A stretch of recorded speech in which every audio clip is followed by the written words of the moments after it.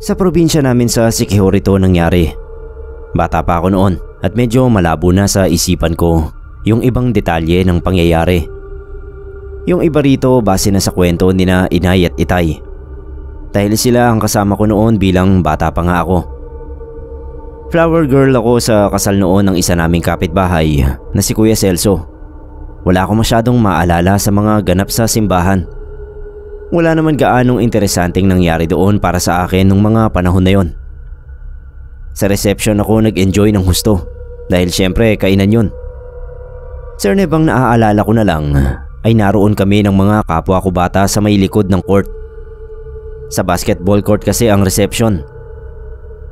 Naglalaro kami sa playground sa likod ng court nung makarinig kami ng sigawan. Naghalo yung takot at curiosity namin. Kaya nagtakbuhan kami sa pinanggagalingan ng sigawan. Doon nga sa basketball court. Nagtatakbuhan na yung mga bisita.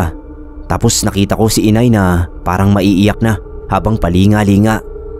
Natakot ako kaya tumakbo ako papunta sa kanya. Pagkakita sa akin ni inay ay kinarga niya agad ako. Tapos si tatay naman ay dumating agad dala yung tricycle namin. May ibang nakisakay sa tricycle namin na halos wala na kaming masakyan ni inay. Kaya pinababa sila ni tatay. Ang gulo, Sir Neb. Hindi ko alam kung bakit nagsisigawan at nagtatakbuhan yung mga tao. Kaya umiyak na lang ako.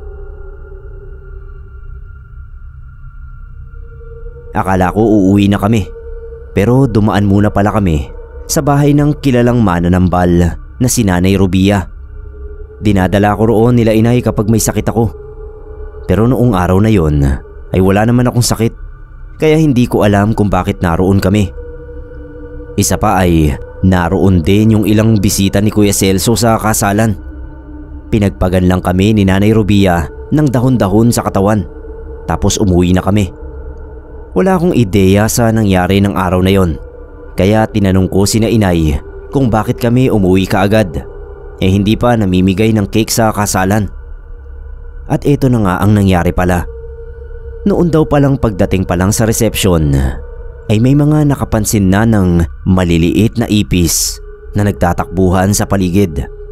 Alam niyo yung maliliit na ipis na wala pang 1 inch ang haba tapos nangangagat? May mga ganoon daw sa labas ng court. Hindi na lang pinansin pero yung nanay ng bride ni Kuya Celso ay nagpakuha raw ng baygon para spray sa labas ng court. Hindi naman pwede sa loob kasi nga may mga pagkain. Tapos nung sumasayaw na sina Kuya Celso sa gitna, nakita raw mismo ni na inay na ultimo yung trahe noong bride ay may maliliit na ipis. Kapansin-pansin din daw na parang hindi ito komportable sa suot niya. Noong pagpagan daw ni Kuya Celso yung bandang palda ng trahe dahil may nakita siyang maliliit na ipis, bigla na lang daw naglaglagan yung mas maraming ipis mula sa trahe. Nataranta yung bride at napahinto sila sa pagsayaw. Noong pinagpag ng mas malakas ang palda ay pagkarami-raming ang maliliit na ipis ang naglabasan at nagliparan. Doon na nagtakbuhan at sigawan yung mga tao. Kaya pala kami pumunta noon kina Nanay Rubia ay dahil hinala ni na inay at ng iba pang nakatatanda na may nangyayaring pambabarang. Nagpakontra agad kami para hindi na sumunod sa amin yung mga ipis. Kalaunan ay napag-alamang binabarang nga yung bride ni Kuya Celso. Sabi ay sa ari daw mismo nito nagmumula yung maliliit na ipis. Ang may kagagawan daw noon ay yung ex-boyfriend ng bride. Nagalit daw ito dahil nang 2-time yung babae at hiniwalayan yung ex nito habang buntis pa ito para jowain si Kuya Celso. Ang malala pa nga, Sir Neb, ay pinalaglag ng babae yung baby, kaya sobra-sobra ang galit noong ex. Ayon pa nga sa mga sabi-sabi, ay gumaling naman daw yung asawa ni Kuya Celso. Pero halos 2 buwan siyang ginamot ni Nanay Rubia at 2 pang mananambal dahil talagang malakas daw yung mambabarang na tumrabaho sa asawa ni Kuya Celso. Labas daw ng labas ang maliliit na ipis sa ari nito. Gusto raw sanang gumanti ni Kuya Celso roon sa ex ng misis niya, pero yung babae na ang umayaw. Baka raw magpaulit-ulit lang ang pamamarusa nila sa isa't isa at hindi na matapos. Tsaka sabi ni inay ay baka nakukonsensya rin yung babae dahil may kasalanan din naman ito doon sa ex niya. Noong gumaling ang asawa ni Kuya Celso ay sirang-sira na yung matris niya.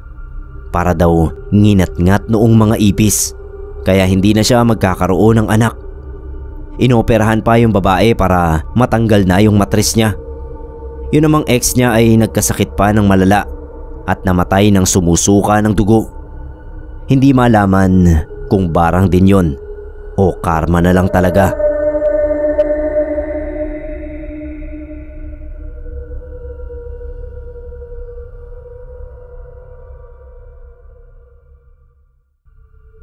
Good day po sa lahat. Sana po ay ma-enjoy nyo ang story ko. Ako nga pala si Jorim. Bali, isa akong call center agent na work from home. Simula pa pandemic ay ganito na ang setup ng mga trabaho ko. Nung una syempre mahirap mag-adjust kasi hindi ako sanay sa bahay magtrabaho. Pero nagamay ko naman eventually. Kami ng asawa ko 7 years na kaming kasal. Wala kaming anak. Ewan ko nga rin. Kapag nagpapacheck up kami ay pareho naman kaming healthy. Sabi ng doktor ituloy lang namin ang ginagawa para makabuo ng baby.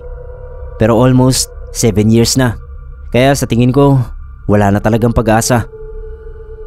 Nung bagong kasal kami ng asawa kong si Celine, konti lang yung inimbita namin. Mga relatives lang, tapos close friends. Tight yung budget namin nun. Masyadong magastos yung maghanda ng sobrang dami. After ng kasal, syempre may honeymoon. Sa isang beach dito sa Batangas kami nakahanap ng magiging place para sa honeymoon. Maganda yung lugar, Sir Neb. Malapit sa dagat. Akala ko talaga yun na yung magiging pinakamasayang pagkakataon sa buhay namin ni Celine. Mali pala. Yun pala ang pinaka nakakatakot.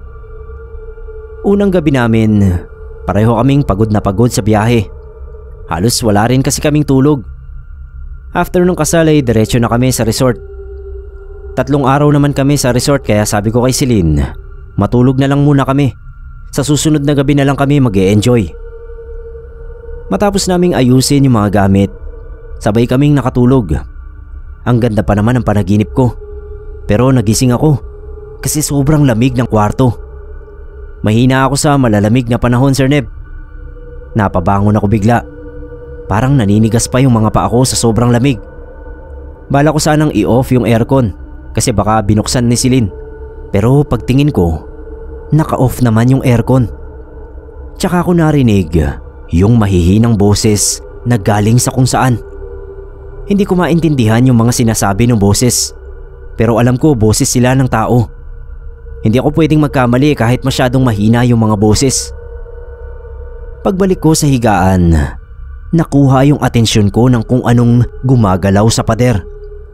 Sarado yung mga ilaw at tanging yung bedside lamp lang ang ilaw namin. Kaya hindi ko gaanong makita kung ano ba yung nasa pader. Matagal kong tinitigan. Tsaka ko lang naisip na mukha yung gumagalaw sa pader. May mata, ilong, tapos bibig na gumagalaw. Bigla siyang nagsalita. Sa kanya pala galing yung boses na naririnig ko. Nung una parang hindi ko naiintindihan kung ano ba yung nakikita ko. Ginising ko si Celine. Tinuro ko yung mukha sa pader. Nagsasalita pa rin siya. Biglang napasigaw si Celine. Tumayo agad siya. Hinatak ako papunta sa pinto. At saka sabay kaming lumabas ng kwarto. Dumiretso kami sa reception area. Sinabi namin yung nakita namin sa pader. Sinamahan kami ng lalaking bantay. Nung buksan namin yung ilaw, ay wala namang mukha sa pader. Pero si kuya, hindi niya kami sinisi. Sabi niya yung kwarto raw na napili namin ay talagang pinagmumultuhan dati pa.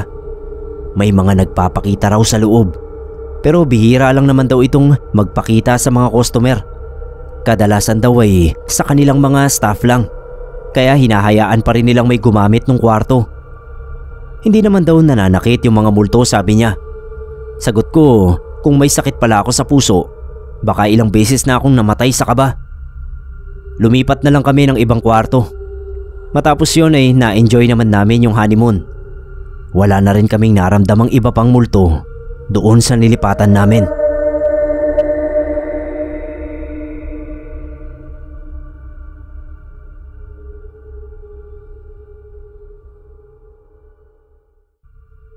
Sir Neb, sana po mapansin nyo itong kwentong sinend ko.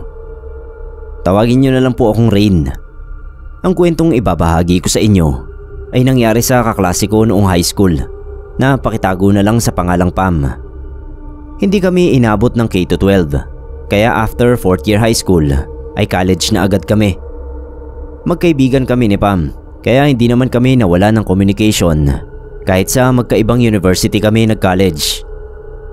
Second year college kami nang mag-group message siya sa text na ini-invite niya kaming mga kaibigan niya sa nalalapit niyang kasal. Nagulat ako kasi hindi ko nabalitaan na may boyfriend pala siya. Nakakakwentuhan ko naman siya kapag nagkikita kami o kahit sa text lang. Pero wala siyang nabanggit na may boyfriend siya. Tapos bigla ay ikakasal na pala siya. Hindi lang pala ako ang nagulat noon, Sir Neb. Marami sa mga kakilala niya ang hindi rin in-expect ang bagay na yon. Nung makakwentuhan ko uli si Pam, ay nalaman ko na 5 buwan pa lang sila ng boyfriend niyang tawagin na lang nating Bert. Pero in love daw sila sa isa't isa. Kaya magpapakasal na agad. Mas patanda sa kanya si Bert ng 5 taon. Noong nakita ko yung lalaki, hindi ako makapaniwala na yung tipo niya ang pakakasalan ni Pam. Yung 2 ex kasi ni Pam ay parehong F4 ang datingan na siyang usong-uso noong mga high school pa lang kami. Tapos itong si Bert ay parang tatay na ang estilo kahit na early 20s pa lang naman ang edad. Pero sino ba naman ako para humusga? Siguro yun mismong maturity ni Bert ang nagustuhan ni Pam. Ang dami kayang umikot na haka-haka noon tungkol sa biglaang pagpapakasal nila Pam at Bert. Kesyo buntis daw si Pam. Kesyo shotgun marriage dahil may kaya si na Bert. Kesyo ginayuma ni Bert si Pam. Noong araw na ng kasal ay may mga nangyaring kakaiba na parang nagpapahiwatig na totoo ang isa sa mga chismis. Ang saya-saya kasi ni Pam. Parating nakangiti at tipong natupad na ang pangarap niyang kasal. Tapos noong after nila mag-kiss ni Bert at natapos na ang seremonya, para siyang nagulat at nalugi. Lahat ng picture ni Pam sa before and after ng kasal ay sobrang magkaiba. Halatang pinipilit niya lang ng ngumiti at makikita na naluluha siya. Tapos yung mga luha niya ay hindi tears of joy, kundi malungkot talaga. Maraming nagtatanong noon kay Pam kung okay lang ba siya. Pero sumisingit agad si Bert at sinasabing pagod or masakit lang ang ulo ni Pam. Obvious na may tinatago silang dalawa at kahit parents ni Pam ay makikitang hindi komportable sa nangyayari. Maagang tinapos yung reception at umalis kaagad yung bagong kasal. Lalo tuloy umugong ang chismisan at isa sa pinakamatunog na chismis ay ginayuma ni Bert si Pam. Nagising lang si Pam nung natapos na yung seremonya ng kasal, kaya para siyang nalugi. Sa Palawan nag-honeymoon yung dalawa. Nakakainggit kung tutuusin, pero dahil nga sa chismis ay inaabangan na lang namin ang susunod na mangyayari. Nakadagdag din sa chismis ng gayuma na yun palang parents ni Pam ginulat na lang din ni na Pam tungkol sa pagpapakasal. Hindi pala alam ng mga ito na may boyfriend yung anak nila. Pumayag lang daw sa kasala ng mga ito dahil umiiyak si Pam kapag nagpapahaging ng pagtutol yung tatay at nanay niya. Nung makabalik mula sa honeymoon nila si Pam at Bert ay naging tampulan sila ng chismis dahil halatang halata yung mga pasa ni Pam sa mga braso at hita niya. Mugtong-mugto rin yung mga mata niya kaya lagi siyang naka-shades. Kalaunan, Sir Neb, ay naghiwalay rin yung dalawa dahil sinasaktan ni Bert si Pam. Nag-aaway kasi sila lagi at very vocal si Pam sa pagsasabi na hindi niya alam kung bakit pinakasalan niya si Bert. Siguro napahiya na rin si Bert Dahil obvious nang totoo ang gayuma chismis, kaya lumayo na lang siya. Pero noon naman daw lumayo si Bert, ay parang masisiraan ng ulo si Pam sa pag-iisip dito. Lagi raw niyang napapanaginipan at nakikita sa mukha ng ibang tao si Bert. Sabi ng matatanda ay ginagayuman na naman ni Bert si Pam, kaya nanghingi siya sa isang manggagamot ng proteksyon laban sa mga pinaggagawa ni Bert sa kanya. 3 taon pagkatapos nilang magpakasal at maghiwalay ay napabalitang patay na si Bert. Natagpuan daw ito sa kwarto niya na nakahiga sa sahig at tadtad ng sulat ng pentel pen ang buong katawan. Mga kakaibang simbolo raw ang mga nakatatak sa katawan niya na ayon sa mga albularyo ay may tinatawag itong diablo. Takot na takot si Pam dahil baka para sa kanya na naman ang ginagawa ni Bert. Pero mabuti na lang at wala namang negatibong nangyari sa kanya. Nakapag-asawa uli si Pam 10 taon matapos ang kasal nila ni Bert. Halos 30 na siya noon. Sabi ni Pam ay ganoon daw talaga ang ideal age niya sa pagpapakasal. Kaya talagang gayuma lang ang dahilan ng maaga niyang pagpapakasal noon kay Bert.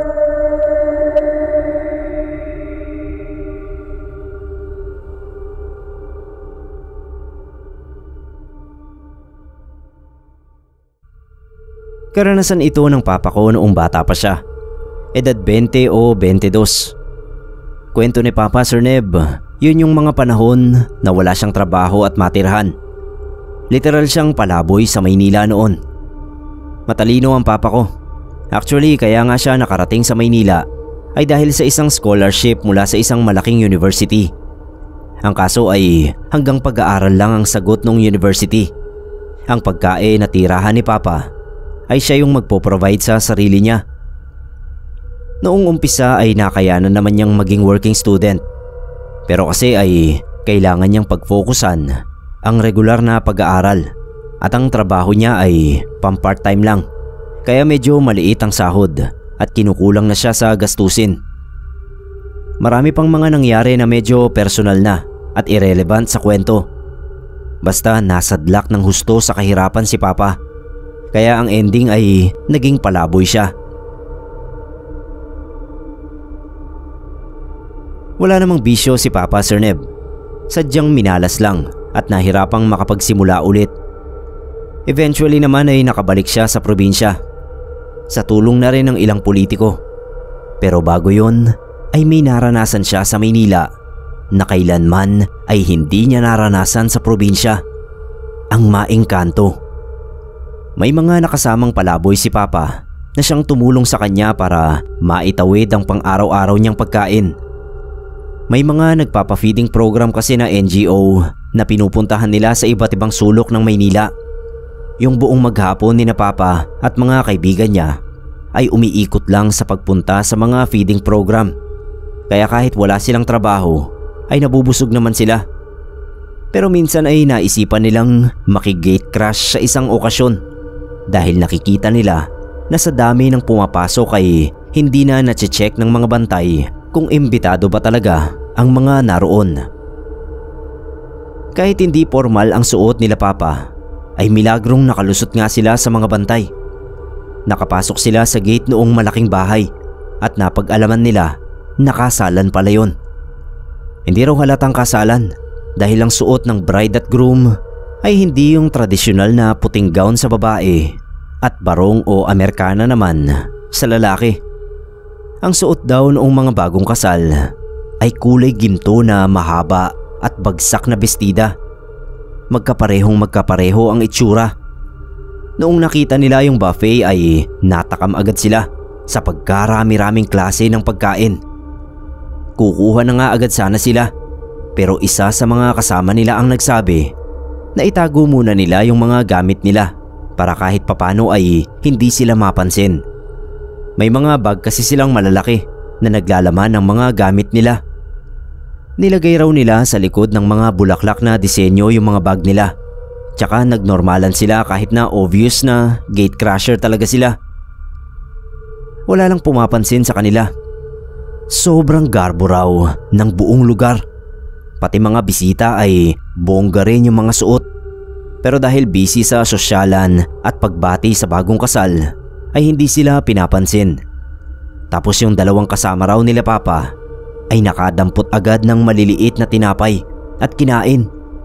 Kukuha rin sana sina Papa pero doon na sila napansin. May sumita sa kanila. Hindi naman daw sila tatakbo dahil balak nilang makipag-usap at manghingi na lang ng pagkain. Pero Sir Neb, bigla raw bumunot ng espada yung ilang nakabantay.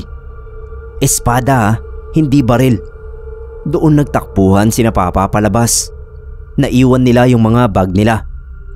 Sa sobrang takot daw nila ay nakarating sila sa highway nang hindi nila namamalayan. Noong kamuntik na silang mabangga ay tsaka lang sila huminto sa pagtakbo. Doon lang din sila nakaramdam ng hingal at pagod pero nagtatawanan na sila. Pinagkwentuhan nila yung mga kakaibang paandar doon sa kasalan. Mula sa kasuotan, mga bisita at yung mga bantay. Iniisip din nila kung sino yung mga kinakasal dahil kung ganoon kabongga ang kasalan ay baka maimpluwensya ang pamilya ng mga yon.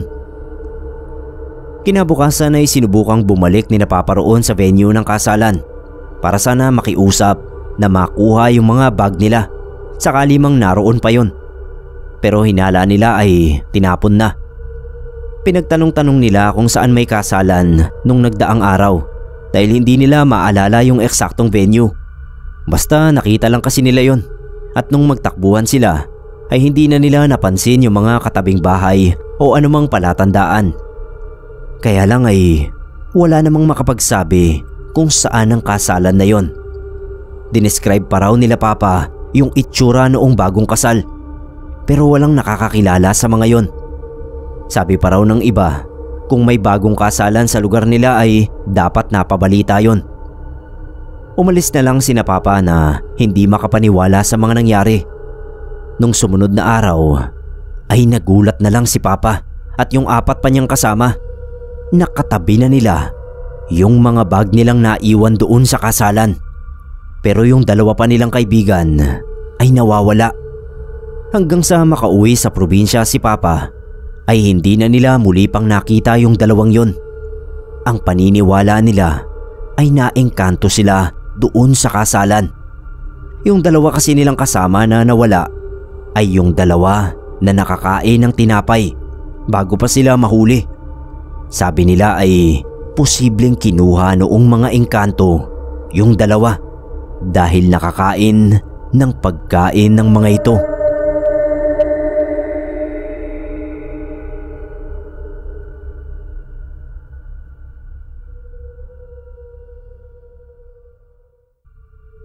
Gusto ko po sanang i-share itong kakaibang pangyayari na nakita ko dati. Itago nyo na lang po ako sa pangalang May. Bale, nag-aaral po ako noon sa kolehiyo nang mangyari ito. 40 years ng kasal ang lolo at lola ko. Bilang regalo na rin sa anniversary nila, naghanda sila mama at mga tita at tita ko ng simpleng renewal of vows para sa 2. Ikakasal uli sila sa simbahan at may reception pa pagkatapos. Ang saya ng araw na yon, Sir Neb, kasi lahat ng kamag-anak namin na nasa ibang bahagi ng Pilipinas ay umuwi talaga para maka-attend sa kasal nila lolo at lola. The day before ay sobrang busy na sa bahay nila lolo. Nagkatay ng isang malaking baboy. Tapos nagsisidatingan na rin yung mga nirentahang monoblock chair at mga mesa.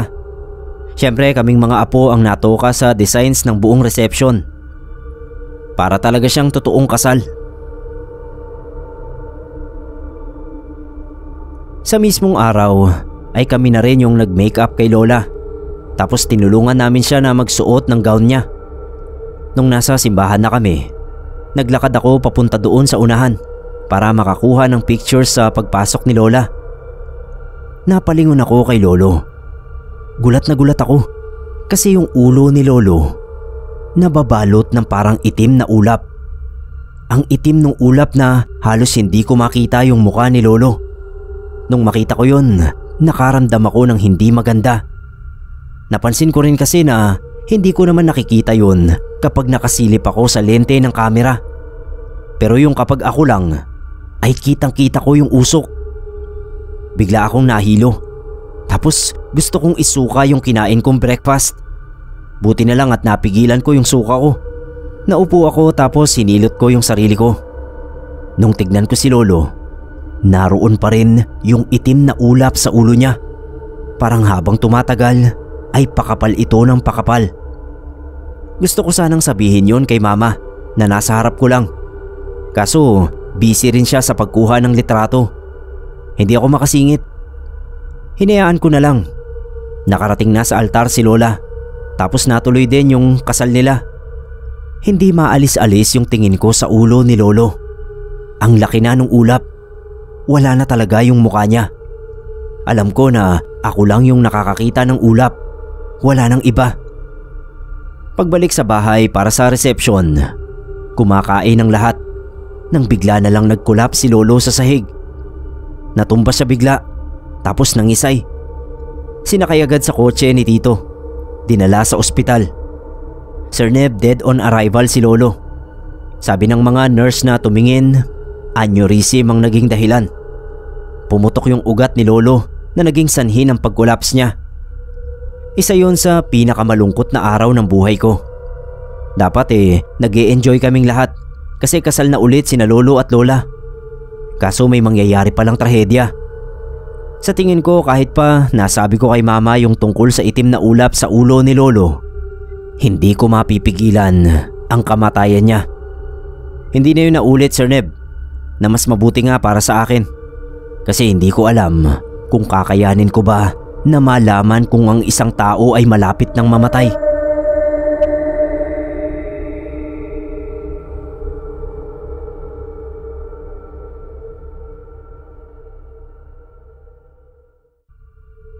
Sana ay mapansin nyo itong story ko at maisama sa YouTube. Patricia ang pangalan ko. Gusto kong magbahagi ng kwento na nangyari noong bala ko sanang magpakasal. Nakilala ko si Joma sa isang party. Birthday ng isang kaibigan. Siya yung unang lumapit sa akin. Sabi niya na love at first sight daw siya sa akin. Ang ganda raw ng mga mata ko. Bata pa ako noon, Sir Neb. 19 pa lang ang edad ko. Binigay ko agad yung number ko. Naging textmates kami ni Joma. Walang araw na hindi kami nagkakausap sa phone. Lagi rin siyang tumatawag sa gabi. Inaabot na kami minsan ng madaling araw sa haba ng usapan.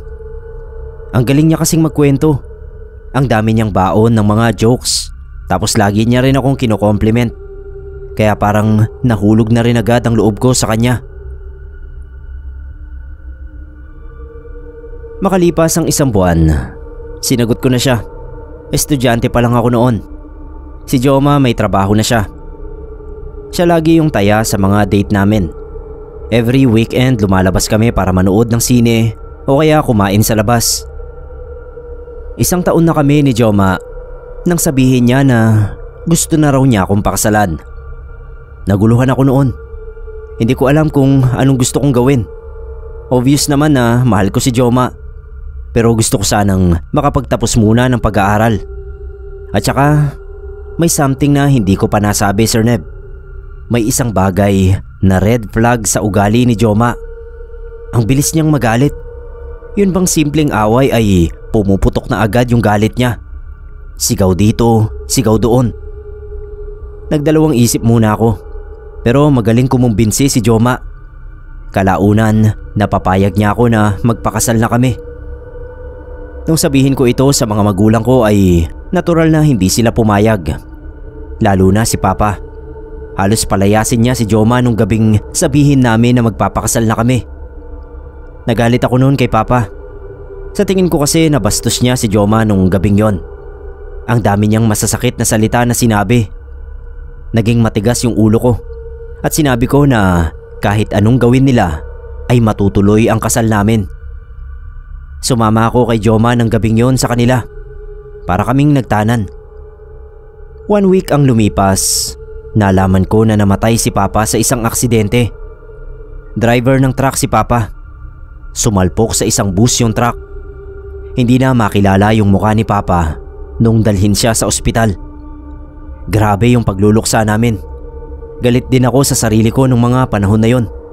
Dahil syempre, hindi kami nagkaayos ni Papa bago man lang siya namatay. Bilang respeto na rin kay Papa, ay naghintay kami ng 1 taon ni Joma para asikasuhin yung kasal namin. Nang magsimula kami sa mga preparations, doon na nagsimula yung mga weirdong bagay na nangyayari sa amin. Lagi kaming may nakikita ni Joma na sumusunod sa amin kahit umaga. Sasabihin sa akin ni Joma habang naglalakad kami sa park na may sumusunod raw. Tapos pag nilingon namin, wala naman. Nakikita lang namin siya sa gilid ng mga mata namin.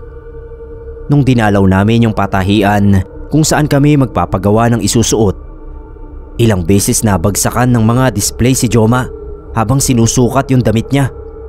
Para bang may kung sinong tumutulak nung mga display para bumagsak sa direksyon mismo ni Joma. Sa simbahan, hindi makababa si Joma sa kotse niya kasi ang bigat daw ng pakiramdam niya. Kaya ako na lang ang pumasok at tumingin-tingin sa simbahan. May asong lumapit sa akin habang nagdarasal ako sa upuan. Lumapit ito, tinapik-tapik ko yung ulo niya. At habang ginagawa ko yun, biglang pumasok sa utak ko yung itsura ni Papa. Ewan ko ba, naiyak pa nga ako habang hinihimas ko yung ulo ng aso. Tapos bigla siyang naglakad sa gitna ng simbahan. Kinahulan niya yung papasok na tao. Pagtingin ko, si Joma yun. Hindi nakapasok si Joma kasi hindi siya tinigilan noong aso. Sobrang dami pang problema ang nangyari. Nawala yung singsing na dapat gagamitin namin. Tinago pa naman yun ni Joma sa isang lalagyan na may lock. Nakakapagtaka kung paano yun nawala. Ilang beses kaming nagpalit ng photographer kasi may conflict lagi sa schedule nung date na napili namin.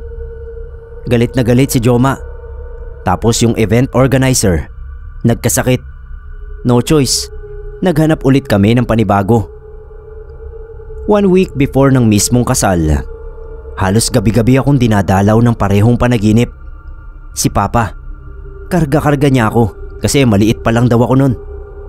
Tapos lagi niya sa aking sinasabi na wag akong magpapakasal sa isang taong hindi ko lubusang kilala.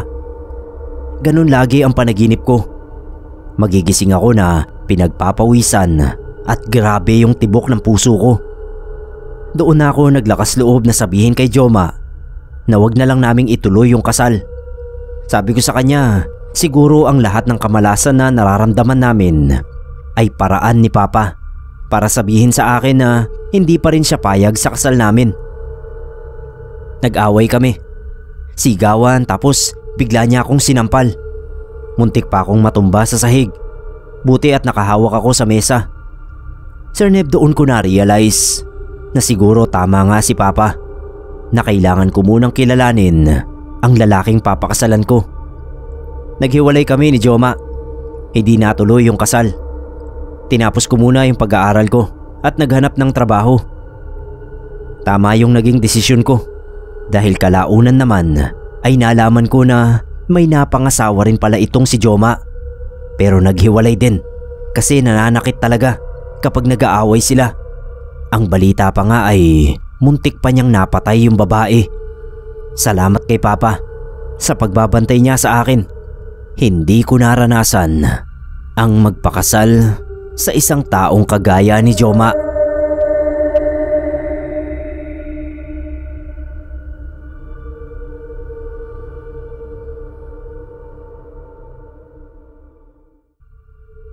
May baon po akong kwento sa inyo mga kapasta.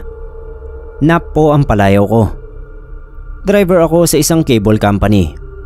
Yung asawa ko si Alice, sa bangko naman siya nagtatrabaho. 2 na yung anak namin ngayon, isang babae at isang lalaki, parehong makulit. Pero sila lagi yung stress reliever naming mag-asawa kapag dumarating kami galing sa trabaho. Ito pong kwento ko ay nangyari bago yung kasal namin ni Alice. Naghahanap pa lang kami noon ng simbahan kung saan kami magpapakasal. Sabi ni Alice, pumili raw kami ng simbahan na espesyal sa amin. Yung unang simbahan na dinalaw namin ay talagang espesyal sa aming dalawa. Doon kami unang nagkakilala. Pista ng pagkabuhay yon. Nagkatabi kami sa upuan. Naglakas ako ng loob para hingin yung number niya. At syempre doon na nagsimula ang lahat. Dinalaw namin yung nasabing simbahan. Walang tao yon nung pumasok kami. Nauna na si Alice na umupo doon sa mga upuan. Ako naman sumausaw ng holy water na hawak ng angel na rebulto at nagdasal. Naramdaman ko na may kumalabit sa akin galing sa likod. Paglingon ko, may babaeng nakasuot ng sobrang puting gown. Sa sobrang puti ng suot niya, para na siyang lumiliwanag. Nakakasilaw. Sa pagkakataong yon, nahipnotismo ako nung itsura ng babaeng nakaputi. Nawalan ako ng kontrol sa sarili. Nablangko yung utak ko. Hinawakan ng babae yung kamay ko. Hinayaan ko lang siya na dalhin ako sa kung saan niya gustong pumunta. Umakyat kami sa hagdan. Tapos may maliit na hallway. Tapos hagdan na naman paakyat. Naalaman ko lang kung nasaan kami nung makita ko yung kampana sa itaas. Nasa kampanaryo kami. Sobrang taas ng lugar na yun. Nakita ko na lumapit sa malaking bintana ng kampanaryo yung babae. Sinundan ko siya. Pero ang gulo na ng utak ko. Hindi ko maintindihan kung anong ginagawa namin doon. Sabi ng babae sa akin, "Halika, samahan mo ko."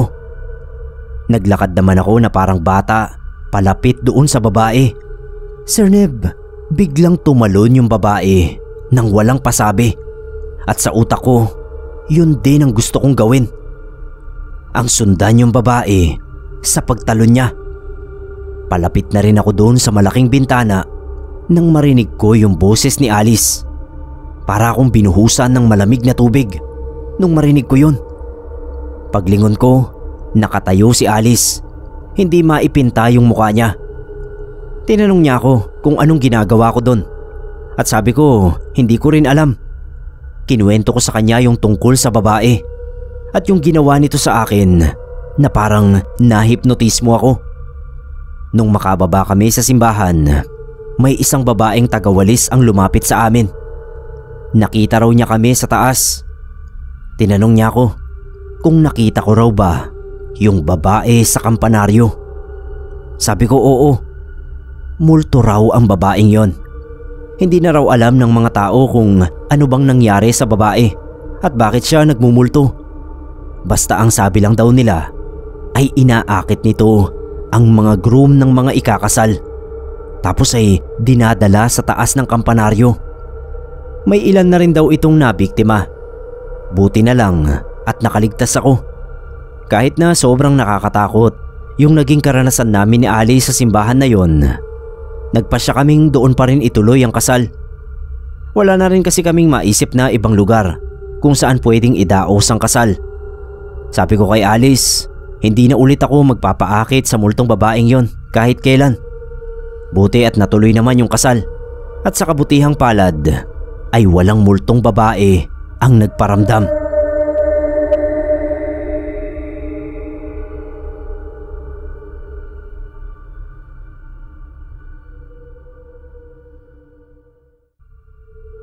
Alam ko pong medyo hindi ka panipaniwala.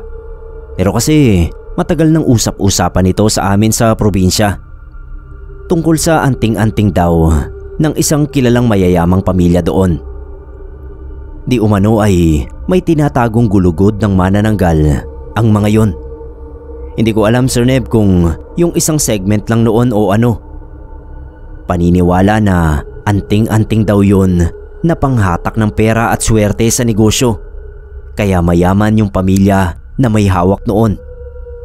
Again, hindi ka panipaniwala. Pero yan ang usap-usapan doon sa amin. Matagal na yon pero hanggang ngayon ay hindi nawawala ang bulong-bulungan kahit tinatanggi yun noong pamilya. Sa kwentuhan ng mga nakakatanda ko lang nalaman na swerte pala ang gulugod ng manananggal. Interesado tuloy akong makakuha kung totoo man. Pero ang mas interesante talaga ay yung sinasabing dahilan kung paano nakakuha noon yung pamilyang nagmamay-ari noon. Matagal na raw nangyari ito. May isang babaeng nagngangalang Lelona ang nakarating sa probinsya namin dahil sa nobyo niya na si Sinando. Nagsama yung dalawa sa loob ng ilang taon pero hindi sila nagpapakasal at hindi rin nagkakaroon ng anak.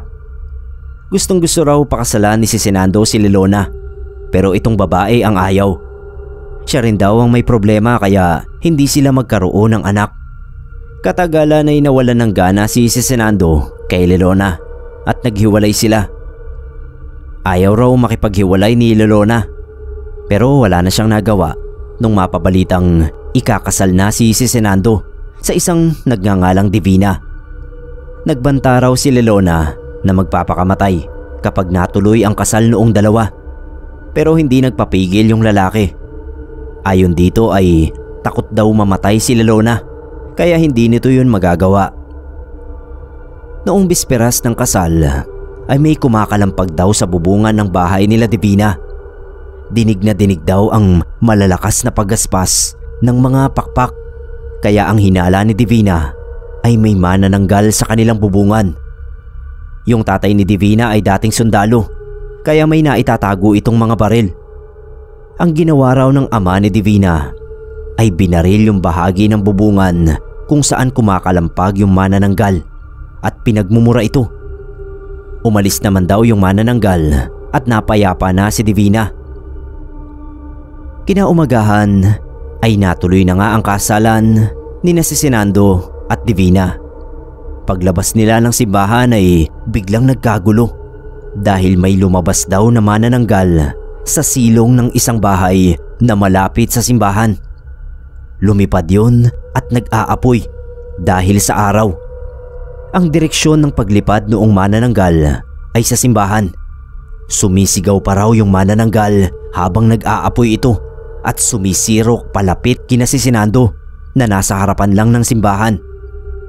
Ang sigaw raw nito ay dalhin mo sa konsensya mo ang kamatayan ko.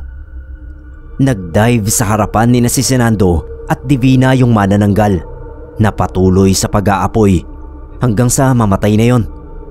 Marami raw talagang nakakita sa pangyayaring yon dahil umagang umaga at may kasalan pa nga. Iyak daw ng iyak si Sinando at pinagtapat na si Lelona ang manananggal. Kaya pala hindi nito magawang magpakasal ay dahil takot sa basbas ng simbahan. Ayaw ring magkaanak dahil baka manahin lang ng bata ang pagiging manananggal nito. Ayon pa kay Sinando ay hindi nang biktima ng tao o kahit hayop si Lelona dahil sa takot nito na mapatay ng taong bayan. Kaya malakas ang loob ni Sinando na sabihing takot mamatay si Lelona. Tapos ay hayon nga at nagpakamatay ito sa harapan nila mismo sa araw pa ng kasal nila. Nung tuluyang maabo si Lelona ay mga buto na lang nito ang natira. Yung isang naglinis ng buto at abo na janitor ng simbahan ay nagtago ng gulugod ni Lelona at yun ang naging anting-anting niya na tagahatak ng swerte. Mula nga noon ay naging maswerte sa sugal yung janitor. Namuhunan din siya ng pagtitinda ng kakanin at napalago nito yung negosyo. Noon daw ay nakakwintas pa sa janitor yung gulugod ni Lelona pero dahil may nag-interes doon ay tinago niya. Lumago ng lumago yung kakanin business noong janitor hanggang sa nakabili na ito ng ilang piraso ng baboy at manok at nagsimula naman ng hayupan. Sa ngayon ay napakarami na ng negosyo ng mga anak at apo noong janitor na yon. Kasi ay nasa pamilya pa rin daw nila yung gulugod ni Lelona. Yun namang pamilya ni Sinando at Divina ay walang makatukoy kung sino-sino. Maraming tinuturong apo at anak ng mga yon doon sa amin pero tinatanggi nila. Parang kinakahiya ba dahil sa eskandalo sa kasalan ng mga yon. Pagkatapos daw kasi ng kasal ay nangibang bayan na ang mga ito dahil sa takot ni Sinando na dumugin siya ng pamilya ni Lelona.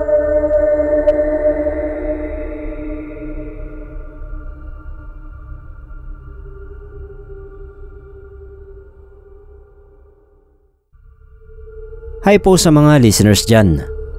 Gusto ko lang sanang magkwento ng kakaibang pangyayari dito sa lugar namin.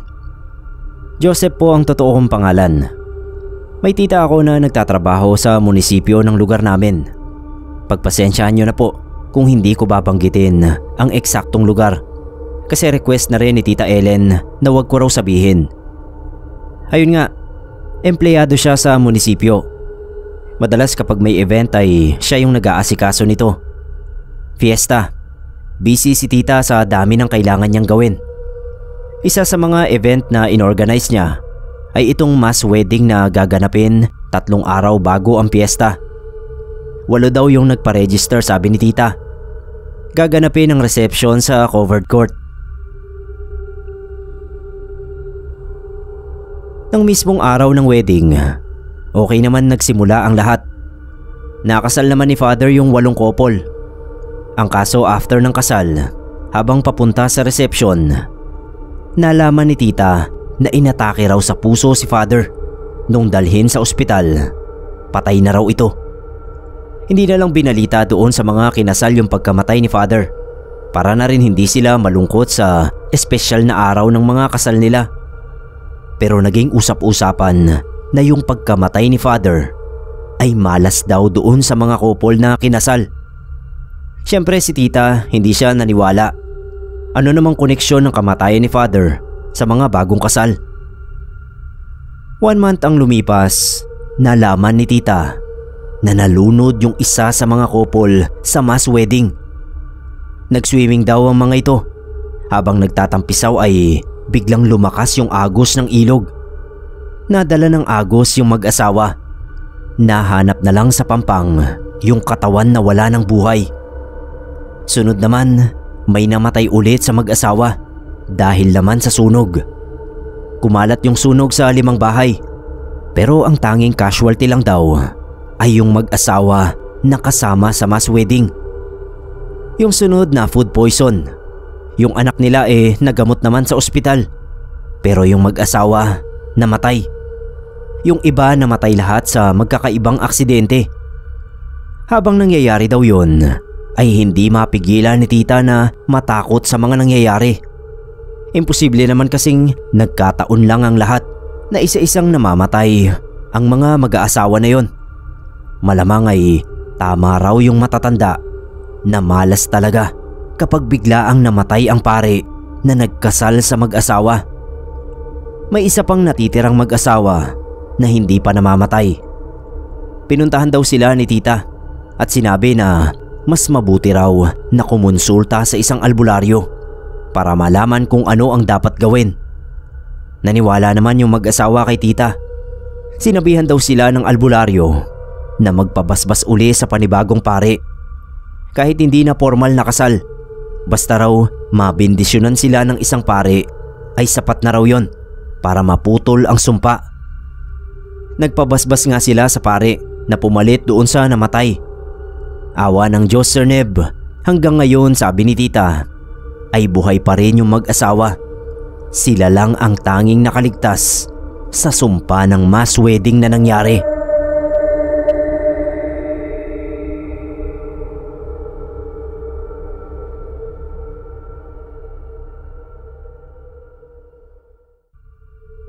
Kwento ito ng Ate Maris ko. Pinsan ko si Ate Maris. Hindi ko na siya naabutan. Bale yung kwento niya, narinig ko na lang sa mga kwento nila mama at tita. Mabait na bata raw itong si Ate Maris. Bibo, maganda. Laging kasali sa mga beauty pageant at madalas din daw na manalo. Sabi ni mama, pangarap daw nitong maging stewardess sa hinaharap. 3rd year high school si Ate Maris nang dapuan siya ng lagnat. Hindi lang simpleng lagnat, Sir Neb, kasi 8 araw daw na hindi gumaling itong si Ate Maris. Ang kakaiba pa sa lagnat nito, ang dami raw niyang nakikita na hindi naman nakikita ng iba. May pumapasok daw lagi sa kwarto niya na nilalang na may takip sa ulo. Minsan daw tumatabi ito sa kanya sa kama. Sabi ni Ate Maris, ito raw nilalang na ito ang dahilan kung bakit hindi siya gumagaling. Sila tita, wala naman silang nakikitang kahit na ano. Si Tito nga raw ay ilang gabing tumabi sa kama ni Ate Maris para malaman kung totoo nga yung sinasabi niya. Pero wala naman daw. Isusugod na sana nila sa ospital si Ate Maris, pero himalang gumaling siya. Yun nga lang, kahit magaling na, madalas pa rin nila siyang nakikita na may mga kinakausap na hindi nakikita. Parang unti-unti raw nababaliw. Si tita naman daw kapag nagigising ng hating gabi, minsan ay nakikita niyang walang tao sa kama ni Ate Maris. Titignan niya kung nabuksan ba yung mga pinto o bintana, pero hindi naman daw. Hindi niya raw alam kung paano nakakalabas si Ate Maris sa gabi. Kapag tinatanong nila ito kinabukasan kung saan nanggaling, sasabihin niya na hindi naman siya umalis.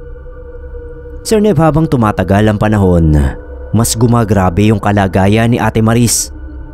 Umabot sa punto na hindi na siya nagpatuloy sa pag-aaral niya kasi nga ayaw na niyang lumabas ng kwarto. Kahit anong sermon nila ay hindi raw nila magawang mapaalis ng kwarto si Ate Maris.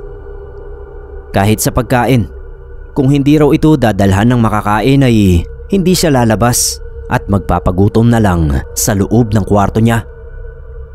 Hanggang isang araw nga ay hindi na nila nakita si Ate Maris. Basta wala na raw ito sa kama niya. Hinanap nila sa buong bahay, pati sa buong barangay. Pero kahit anino raw nito ay hindi nila nakita. 2 buwan ang lumipas.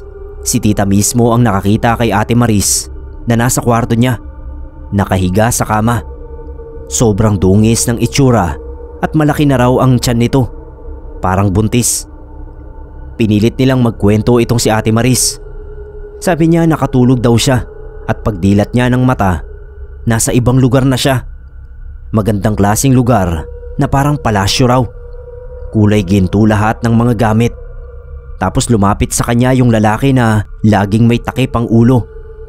Nung tanggalin daw nito yung takip sa ulo, ay isang kabayo raw ang mukha nito. Kinasal sila nung kabayo na alam niya raw na isang tikbalang. Sobrang daming naging bisita doon sa palasyo. Mga kakaibang nilalang. Wala na raw siyang nagawa. Matapos ang kasal ay nagtalik daw sila nung tikbalang.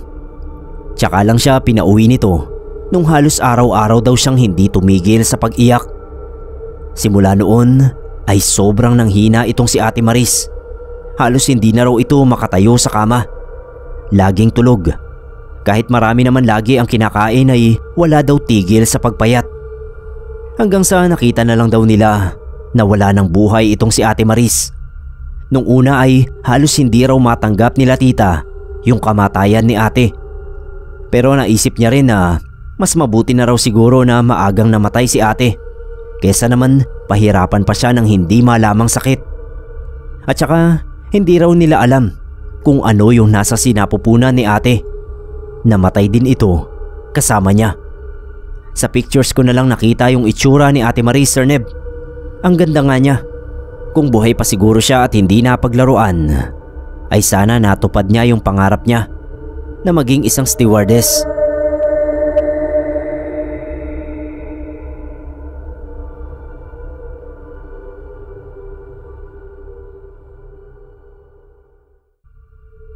Pamilyar naman po siguro tayo sa mga kwentong kapre na nagkakagusto sa mga babae.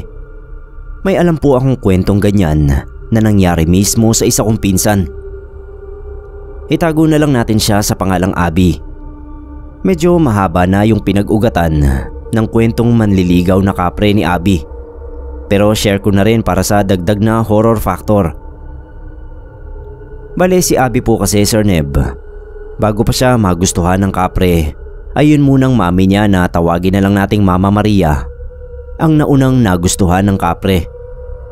Maganda kasi yung boses ni Mama Maria at yun daw ang natipuhan sa kanya ng kapre. Sabi nila mami noon, kapag daw kumakanta si Mama Maria, biglang nag-aamoy baktol sa bahay nila. Senyalis daw yun na nasa malapit lang yung kapre. Pinagamot ni na Lola si Mama Maria dahil minsan daw ay umuungol at naninigas ito habang natutulog.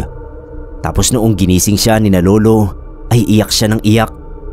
Pinipilit daw kasi siya ng isang malaking anino na ibigay ang kanyang sarili. Doon na nagalit ng husto sina lolo, kaya pinagamot nila si Mama Maria para lubayan na siya noong Kapre. Ang ginawa raw nila ay pinabobcat yung buhok ni Mama Maria, tapos ay dinagdagan ng Maria yung pangalan niya. Hindi naman pinalitan pati sa birth certificate niya, kundi parang bansag lang. Yun na ang ginagamit niyang alias hanggang ngayon. Sa mga legal na dokumento ay syempre yun pa ring totoo niyang pangalan ang ginagamit. Hanggang ngayon din ay bobcat ang buhok ni Mama Maria. Nakasanayan na kasi niya kahit na nilubayan na siya noong Kapre. Tapos kaya pala ganoon ay dahil kay Abby na natuon ng atensyon noong Kapre. Nasa paligid pa rin pala siya ni na Mama Maria, pero parang nagmamasid na lang.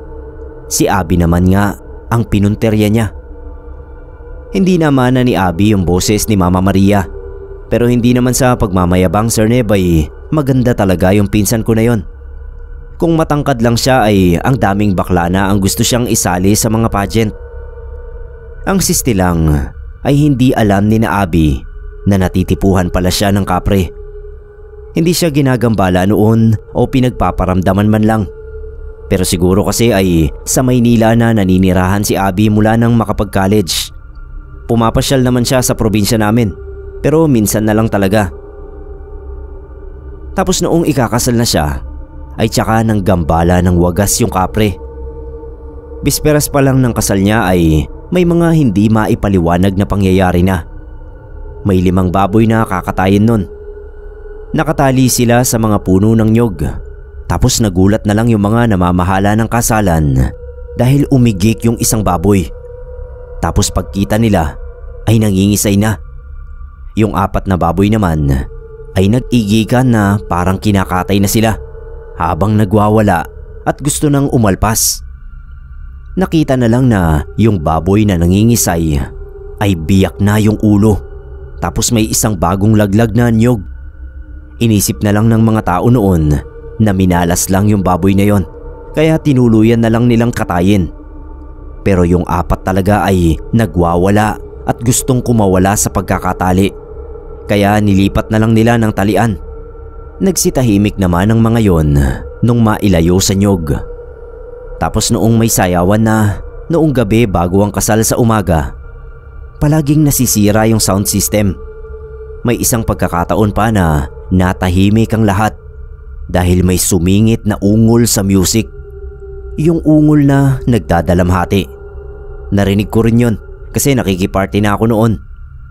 Noong mismong kaarawan na ng kasal ay ang daming nasayang na pagkain dahil bumaliktad yung kahoy na mesa kung saan nakapatong yung mga handa. As in bumaliktad, para talagang finlip yung mesa. Takot na takot noon sina Abby kasi parang bad omen yung mga sunod-sunod na nangyaring kakaiba, kaya nagpadasal muna sila bago tumuloy sa simbahan. Yung groom ni Abby nakulong sa kwarto, tapos walang nakarinig sa mga sigaw niya kahit hindi naman soundproof yung bahay ni na Abby. Pati mga bintana raw ay hindi mabuksan noong groom. Hindi rin ito makatext o tawag dahil nawalan ng signal yung cellphone niya. Mabuti na lang at noong hinahanap na siya ay sa kwarto unang nagpunta yung mga kaibigan niya. Pawis na pawis yung groom at nahihirapang huminga dahil amoy baktol daw yung kwarto. Sir Neb, naalala bigla ni Mama Maria yung manliligaw niyang Kapre dahil sa pagkakabanggit noong amoy sa kwarto. Siya yung nakaisip na baka hinahadlangan ng Kapre ang kasal ni Abby. Pero sa awa naman ng Diyos ay nairaos ang kasal sa kabila ng sasakyang tumirik at takong ni Abby na nabali. After ng kasalan ay nagpatawa si Abby at nalaman ngang siya naman ang pinupunterya noong Kapre at ito nga ang may kagagawan ng lahat ng misteryo sa kasalan mula sa baboy na binagsakan ng nyog hanggang sa pagkabali ng takong niya. Hindi na nakaporma yung Kapre sa loob ng simbahan kasi tahanan na yun ng Diyos. Sa ngayon, Sir Neb, ay bobcat na rin ang buhok ni Abby at Mariana naman ang alias na ginagamit niya. Hindi na rin sila umuwi sa probinsya at nagsettle na talaga sa Maynila.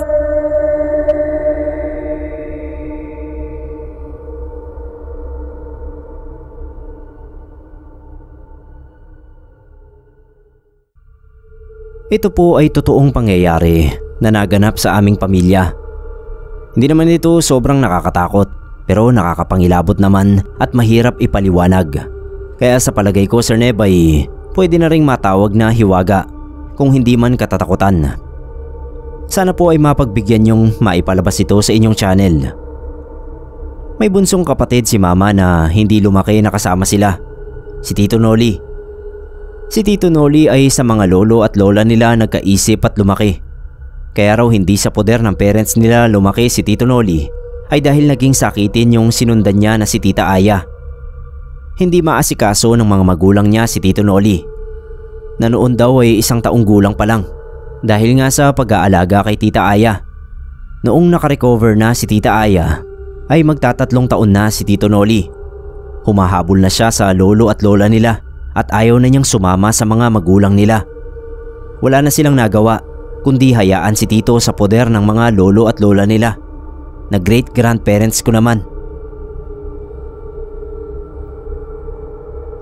Hindi naging close si Tito Noli kina Mama. Feeling daw kasi niya ay yung lolo at lola talaga nila ang mga magulang niya. High school na raw si Tito nang mapilitan na manirahan sa poder ng parents nila dahil mas malapit ang bahay nila sa school kumpara sa bahay ng mga lolo at lola nila. Pero kahit ganoon, Sir Neb, lingguhan pa rin kung umuwi sa kanila si Tito. Noong nakapag-college na si Tito at nagkaroon ng kauna-unahan niyang girlfriend, ay mas nauna niya pa raw pinakilala yon sa mga lolo at lola nila kaysa sa mga parents niya. Basta mas mahal talaga ni Tito ang mga lolo at lola niya. Inabot pa naman daw ng lola niya yung pag-graduate ni Tito. Pero ang lolo niya ay yumao na 2 taon bago siya magtapos ng kolehiyo. At ang lola naman niya ay namatay 5 taon bago makapag-asawa si Tito. Noon daw ikakasal na si Tito ay malungkot siya dahil noon pala ay lagi niyang sinasabi na ang gusto niyang kasama sa altar ay ang lolo at lola niya. Pero dahil wala na ang mga ito ay hindi na yun natupad. Ilang araw bago ang kasal ni Tito Noli ay binisita nila ni na Mama ang puntod ng lolo at lola niya. Narinig pa raw ni Mama na sinabi ni Tito ang mga katagang, "Invited pa rin kayo sa kasal ko, inay at itay. Sana makarating kayo, kahit na espiritu lang."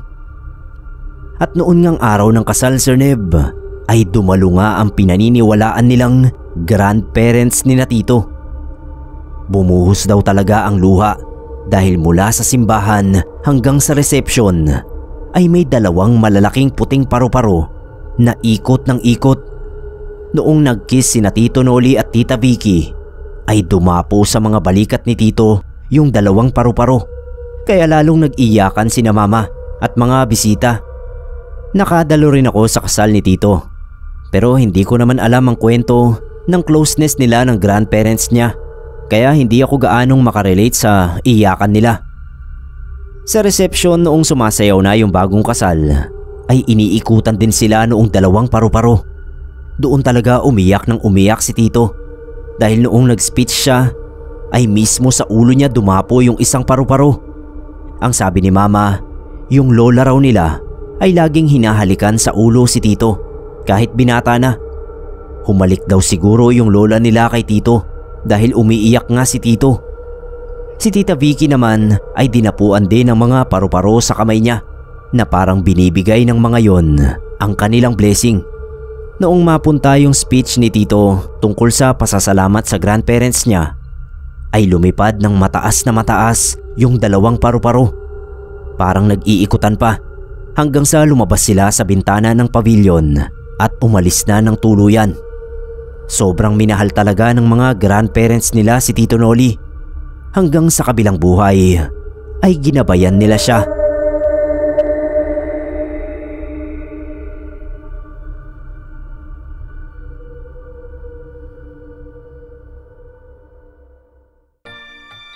Mga kapasta, maraming salamat po sa mga nakinig. Pakilike naman po ang ating video at subscribe na po yung mga hindi pa nakasubscribe. Batiin ko lang po ng belated happy birthday si Ma'am Georgie Padilla. Pasensya po ma'am, late kasi hindi tayo nakapag-upload, pero belated happy birthday po kay Ma'am Georgie Padilla. At belated happy birthday din po kay Ma'am Ariela Evardoni Georgiev. Shoutout na rin po sa partner ni ma'am na nakikinig din sa atin, si Sir Ryan Aclera. Happy listening po sa inyo sir, at belated happy birthday po uli kay Ma'am Ariela. Anyways, yan lang po ang episode natin para sa araw na ito mga kapasta. Muli po, ako po si Neb Quero. Magandang gabi po sa inyong lahat.